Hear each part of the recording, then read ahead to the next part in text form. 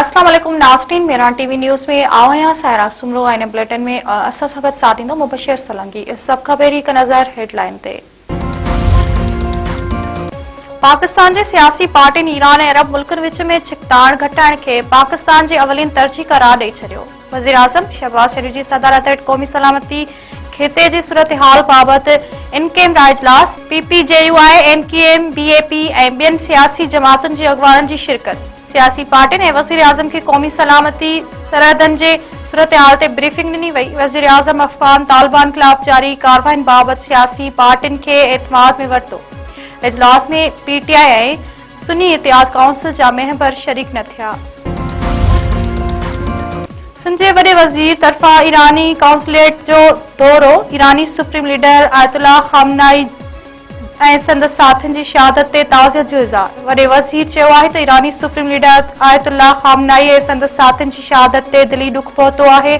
सिंध हुकूमत ऐं अवाम ईरानी अवाम सां गॾु बीठल आहे। सिंध जे वॾे वज़ीर ऐं सूबाई वज़ीर नासिर हुसैन शाह ईरानी काउंसलेट में फातिह ख़्वानी कई ऐं शहीदनि जे ख़ानदाननि लाइ सब्र जी पिणु दुआ कई। अमेरिका ऐं इसराइल पारां ईरान में 1200 खां वधीक हथनि ते बमबारी, 2000 खां वधीक ईरानी शहीद। इसराइल जा आज़ादी स्क्वाड ते शहरनि मथां मीज़ाइल फायर, केतिरा ई शहरी शहीद थी विया। ईरान पारां इसराइल ते मीज़ाइलनि जी 16 लहर। तिल अबीब में केतिरियूं ई सरकारी इमारतूं तबाह।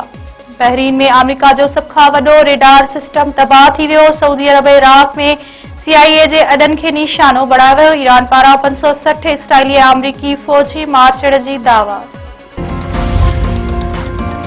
सिंध जे वॾे वज़ीर तरफ़ां ईरानी काउंसलेट जो दौरो। ईरानी सुप्रीम लीडर आयतुल्लाह ख़ामनाई ऐं संदसि साथियुनि जी शहादत ते ताज़ियत जो इज़हार। वॾे वज़ीर चयो आहे त ईरानी सुप्रीम लीडर आयतुल्लाह ख़ामनाई ऐं संदसि साथियुनि जी शहादत ते दिली ॾुख पहुतो आहे। सिंध हुकूमत ऐं अवाम ईरानी अवाम सां गॾु बीठल आहे। सिंध जे वॾे वज़ीर ऐं सूबाई वज़ीर नासिर हुसैन शाह ईरानी काउंसलेट में फातिह ख़्वानी कई ऐं शहीदनि जे ख़ानदाननि लाइ सब्र जी पिणु दुआ कई। पाक फ़ौज पारां ऑपरेशन ग़ज़बुल हक़ जारी। फितना हिंदुस्तान ऐं ख़ारजीन ते बमबारी।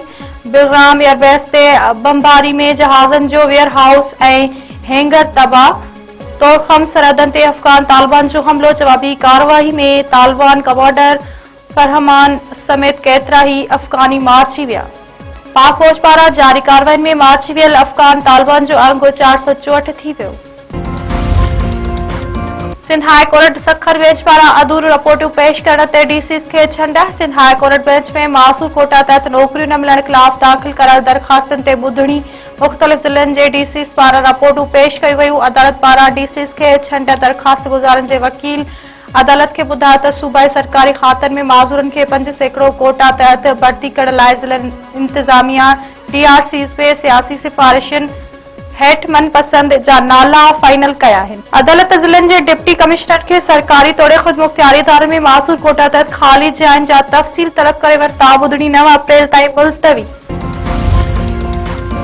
मेहर में 3 पुलिस एहलकारनि जी शहादत वारे केस में नामज़द जवाबदारनि जी गिरफ़्तारी लाइ मुख़्तलिफ़ शहरनि में ऑपरेशन। 25 ॼणा गिरफ़्तार। SSP दादू जी अॻुवाणी में कंबर शेदात कोट ऐं लालू राइक में कार्रवाइयूं। 25 ॼणा गिरफ़्तार। SSP दादू सऊद मक्सी चयो आहे त जवाबदारनि जी गिरफ़्तारी लाइ सर्च ऑपरेशन कयो वियो।